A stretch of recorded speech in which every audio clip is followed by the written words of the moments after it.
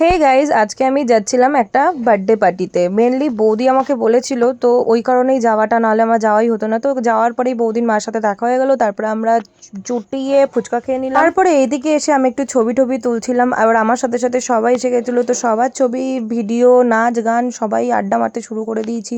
এইদিকে তো নীলুদি বৌদি সবাই ওখানেই নাচতে চলে এসছে।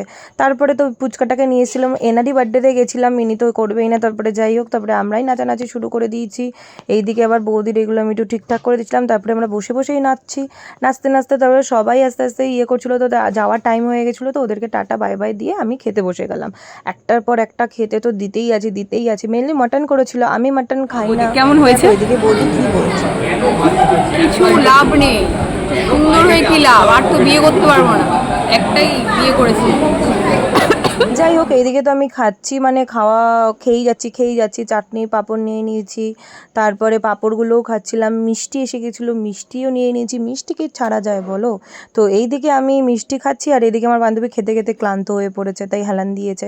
তো যাই হোক, আজকের মতো এখানেই। ভালো লাগলে লাইক কমেন্ট শেয়ার সাবস্ক্রাইব করে দিও। বাই।